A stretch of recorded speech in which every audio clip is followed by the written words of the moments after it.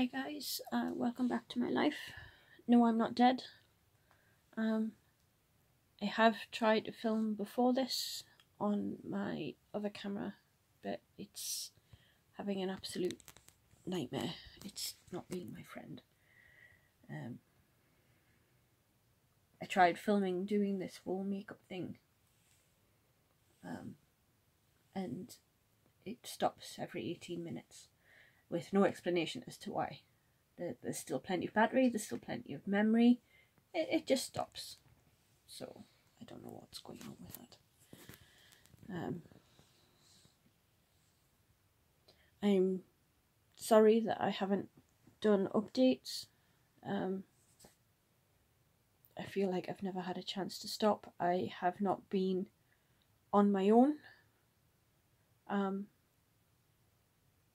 at any time when I've been awake, basically.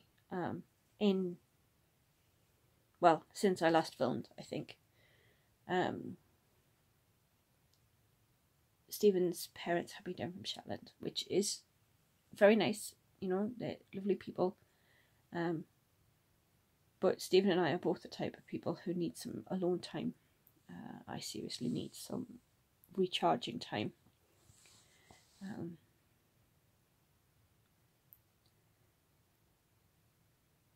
And I just wasn't getting it, so yeah, never had a chance to film. Every few minutes that I had on my own, I was in the bathroom or asleep or too tired to remember that filming things existed, or using my phone for something else that I needed to get done. And I don't generally like filming when there's other people around. I don't mind if they're going to walk in briefly or when I'm nearly finished. Why do I look like I have a moustache? I don't have a moustache. This is really annoying me.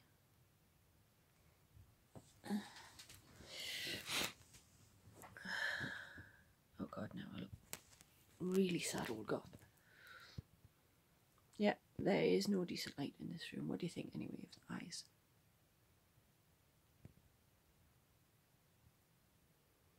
Don't know how they show up.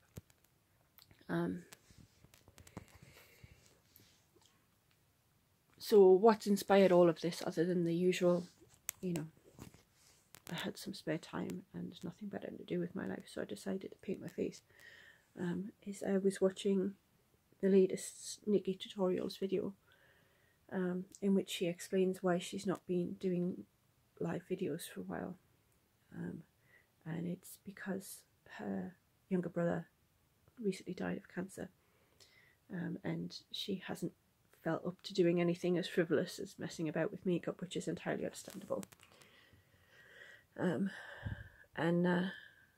Yeah, I spent a lot of time during that video crying. I understand where she's coming from, having gone through a lot of it myself. Just seem to have lost too many people to cancer. And yeah, it was cancer that took her younger brother too. But apparently her younger brother's favourite colour was red. So she did a makeup look inspired by the colour red, which is much more red than mine.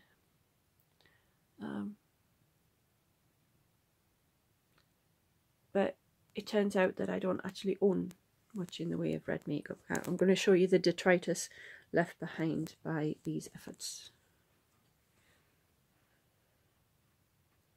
Oh, and that's where the camera was set up earlier. Can you see that?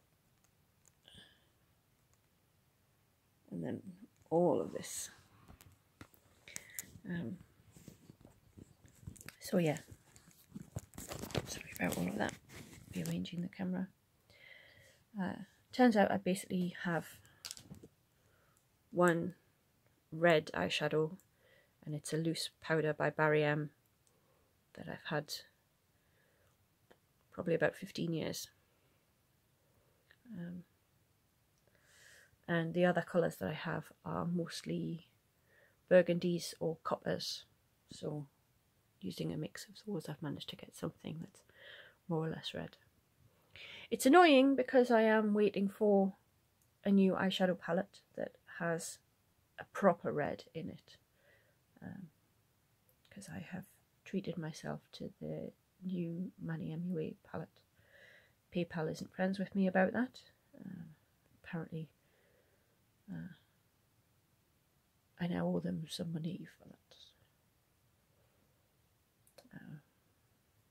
which would be fine if there was any money left in my bank account, but apparently I misjudged that too, and I am now absolutely skint, literally raiding the piggy bank for pennies in order that I have some toilet roll. But I don't have to serve just another couple of days until my ESA comes in.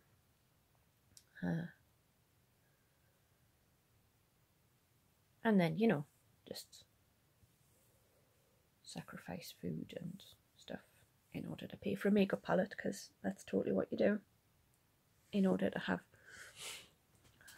some sort of meaning to your life. Oh, my nose is so itchy. Yes, my hair desperately wants a wash. All the usual. Too tired, too busy. Excuse me a moment.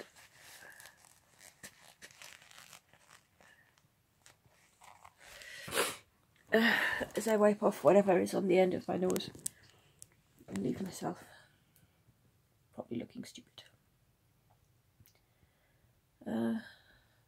So I talked about a whole bunch of stuff when I was filming on the other camera, and I doubt very much I'll ever bother uploading it because it stops when I'm halfway through doing eyeshadow. And I had to get up and set it going again like several times, and it was just too much. I'm sure for everybody else it seems really pathetic to see this, but getting up off the bed, walking around the camera, resetting it, and getting back onto the bed several times in the space of less than an hour is exhausting, and I just didn't have it in me to do it again. So I sat and I finished off the makeup look, and I took a handful of photographs, which I will go through later and delete most of them in disgust. And then decided to at least film this before I take it all off again. I already feel like this eyelash is coming loose. I don't know if for some reason this one has glued on perfectly and this one just feels loose. Okay, there you go, it's off. And there you go, that's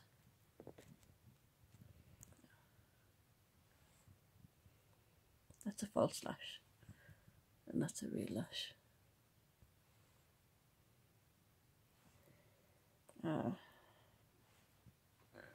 I suppose I'm going to have to find the box these belong in now, although I've got to get all the crap off the edge of that.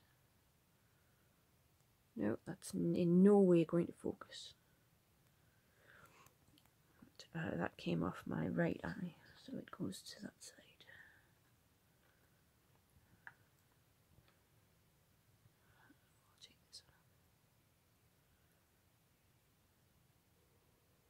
I saw a little clip of video the other day where a girl did this in front of her boyfriend for the first time, or a boy that she was with anyway, and he looked absolutely horrified. Like, guys don't know about false eyelashes.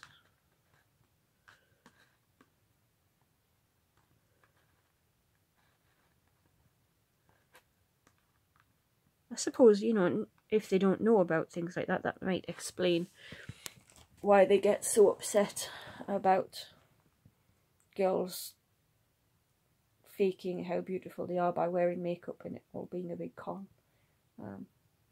But quite frankly, stuff them. We can wear whatever we want on our faces, it's our faces. If they like it, then great. If they don't, then tough.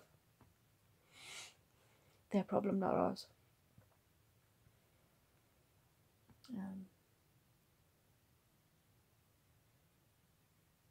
what did I talk about? Oh yeah, Dad's restarting his chemo on Wednesday this week. He's had his new Roshan line put in last week. My sister was up there for a week with him. I can't be up there this week because I have a medical appointment of my own on Friday, which I think is an echocardiogram. I'm not sure. That's, I think, my only medical appointment this week. Pain club is all done, so no pain club this week, which I'm gonna miss it. I have found it helpful, but I'm not going to miss the travelling and the 3 hours of effort every Wednesday afternoon. Last week's appointment, let me see that, was to have bloods taken. I think there was only the one last week. Well, apart from obviously the last pain club session. The girls from the group, we're all going to meet up every now and again, but not every week, probably once a month. Because we all found having other people who understand about chronic pain and generally about chronic medical issues, you know, so having something wrong that is never going to go away. And most people go, oh, that's a shame, get better soon. And like, no, that's not going to happen. You don't get this. This is for life. This is the best I will ever be. If I'm out and about and talking to you, that means that today is pretty good. It's only going to go downhill from here, really. The best I can hope for is that it goes downhill slowly. But, you know, most people don't think about illness as being a permanent thing until you know, old, then you're allowed to be disabled. Yeah, this blood test was a fun thing. For certain definitions of fun, anyway. I got the call when I was in Cornwall from my doctor's surgery saying that the pot specialist had requested a particular set of blood tests and I needed to make an appointment. So I made an appointment on the phone for 11 o'clock Thursday before last. And then the Monday before last, I went to see an actual doctor and she said, no, it needs to be a 9 o'clock in the morning test. So you're going to have to reschedule that blood test appointment. So I rescheduled that for 10 to 9 in the morning. On the Thursday, cancelled the 11 o'clock appointment. Dragged my arse out of bed at far too early. Stephen needed the car because he had his own doctor's appointment or hospital appointment the same day in Rotherham, 20 miles away. So I had to hobble to the doctor's. Something I've learnt that Google Maps says it is a 7-minute walk to my doctor's. It takes me about 25 minutes. Yeah, so I hobbled to my doctor's, get there, sit and wait, and it's well after 9 o'clock before the nurse comes through. And she takes me into the room, and she said, I cannot do the test. I'm like, oh. She said, it's a test that can only be done at the hospital because the sample needs special storage after it's been taken, and they don't have the facilities for that sort of storage at the doctor's.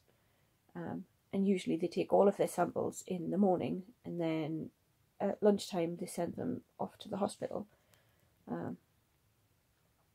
So for all of that time, 3-4 hours, my sample would be sat there presumably in a fridge, but, you know, just not being stored the way that it was supposed to.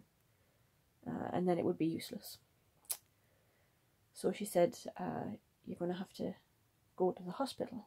But of course, by that point, it was too late for me to get to the hospital in time to have the test done.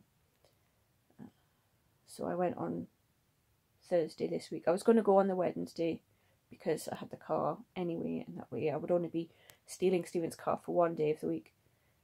But there was no way that I was fit to drive at 8:30 in the morning on Wednesday morning.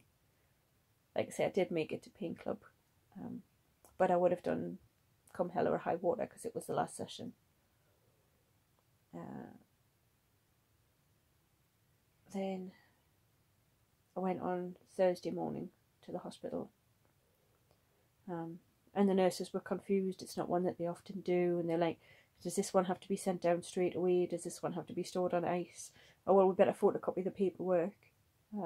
Oh, how do you make the photocopier work? How do you make the printer work? And I sat there for 20 minutes while they worked out the technicalities of a printer photocopier. And then she did take the blood. So I have no idea what the results of the bloods are, no idea what the results of the tilt table test are, or of the 24-hour ECG. I guess I just have to wait until I hear from the pot specialist again to find out.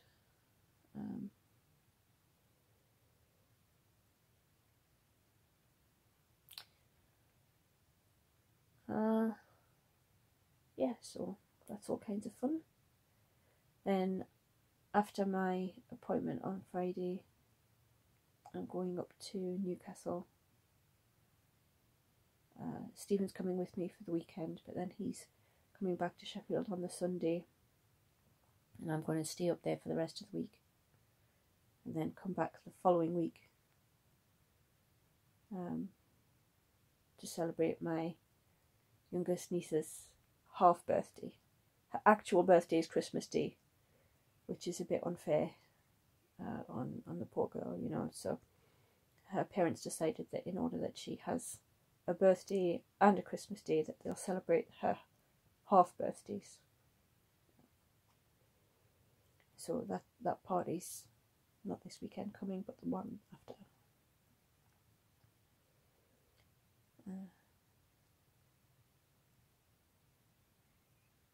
Is there anything else? I have no memory at the moment. Oh yeah, the gluten-free thing. So I was kind of skeptical about the gluten-free thing. Obviously I believe in celiac disease, but I also know that I don't have celiac disease.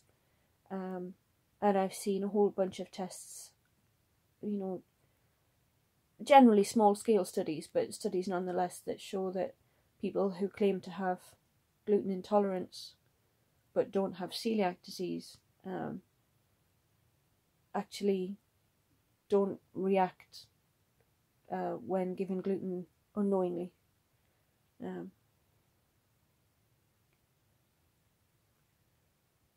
I think there's obviously placebos and stuff balancing that, and they found that some people who were given the placebo but thought that they'd had gluten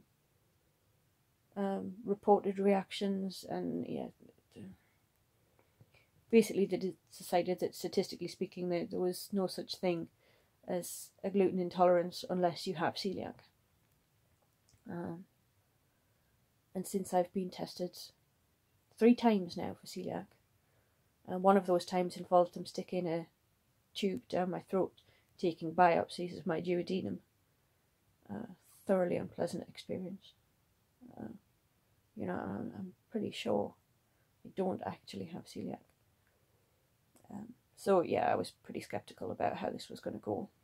And after about a month, I'd come to the conclusion that actually I could feel a difference, but that the difference was subtle, and that after I'd done the full 3 months requested of me by the specialist, then I would probably stop doing the gluten-free thing, because the amount of improvement in my symptoms, it seemed to me, was not sufficient to balance the inconvenience, the stress, the expense. Oh my god, the expense of being gluten-free. So here's an example of what I mean by expense. A pack of custard cream biscuits, ordinary custard cream biscuits, that you would get, I don't know, maybe 24 biscuits in, from Asda, would be like 32 pence. I mean, it's their own brand ones, but that's fair enough. The gluten-free custard creams that are equivalent, the pack contains, it's either 8 or 10 biscuits, it's certainly a lot less, and costs £1.80. And those biscuits are nigh on inedible. Now, if you're from the States or anything and you don't know what a custard cream is, you don't even call biscuits the same thing. Two little square cookies, basically, with vanilla cream in the middle. It's like the British old-fashioned version of an Oreo. Well, the vanilla cream in the middle is okay. That's, you know, not much you can do to mess that up. But the biscuits are like sand and ashes just clumped together. Even if you dunk them in your tea, it doesn't improve the texture at all. It's still gritty and dry, and they're just awful, and in no way worth the money.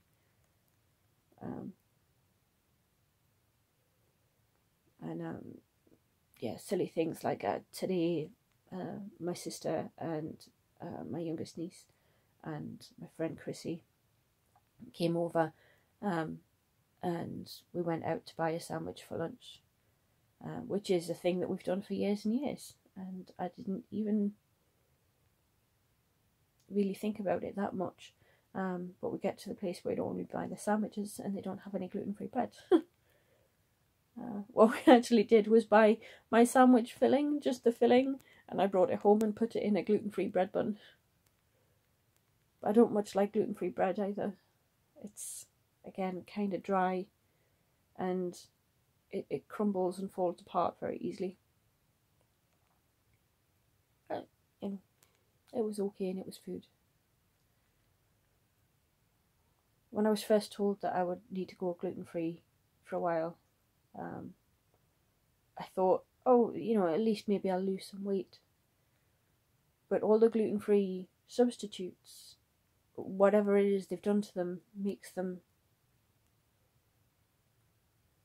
I don't know, they don't seem to keep you full as long as the wheat-based things do. So, you know, I could have, I don't know, toast for breakfast, ordinary toast for breakfast, and that would be fine. I'd be okay till lunchtime. If I have gluten-free toast for breakfast, then an hour later I'm starving again. But obviously not actually starving, you know what I mean? Look at me. Disgusting blob. But, you know, I would be uncomfortably hungry. So yeah, here's me thinking, can't wait to stop being gluten-free. And then we ordered, I ordered shawarma as my Friday takeout. And obviously it comes with the rice and the salad and all the meat on the bread and everything. And I thought I'll just pick the meat off and I'll eat the rice and the salad and I'll not eat the bread. But all the meat juices had soaked into the bread, and it was a lovely, fresh-baked, crispy bread. And I thought, oh, that just looks so nice. I'm going to risk it. I'm going to eat it anyway. It probably won't do anything. So I ate it. And probably 5 or 6 hours later, I felt like my stomach had inflated like a giant balloon, and that someone was stabbing me with knives in the stomach. And my skin was so itchy and irritable, I wanted to claw it off with my own fingernails, which was something I hadn't noticed had reduced. You know, I've always had kind of sensitive, irritable skin, and scratching holes in my legs at night hasn't been an unusual occurrence, you know, and I hadn't noticed how much that had reduced over the course of the last month or two since I've been gluten-free. But I noticed when it came back. There are other too much information type bowel issues as well that I noticed a change in, that are just about getting back to normal now, 3 days later. So yeah, it turns out gluten sensitivity is a thing, and it turns out that I have it. So yeah, I think I'm going to have to stick with the gluten-free thing and just not eat biscuits anymore. They do, I mean, chocolate's alright, although disappointingly Lindor chocolates that I absolutely love, I cannot have those anymore. They've got some sort of barley malt extract in them. That makes me sad because they're my favourites. But I can have dairy milk. Nice, cheap, crappy chocolate. Mostly made of sugar.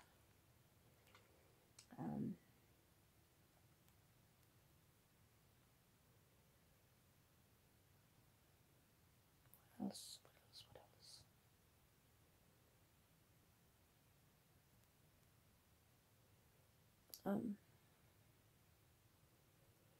Oh, I was going to go swimming last week. It was actually available on the day, and then I remembered that swimming costs money and I have no money,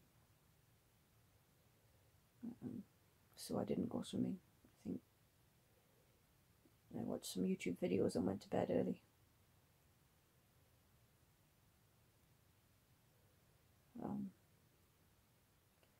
That's about it. I think I'm going to just take this stuff off my face now. It's getting dark, so I'm guessing it must be nearly 10 o'clock. I didn't realise it was that late.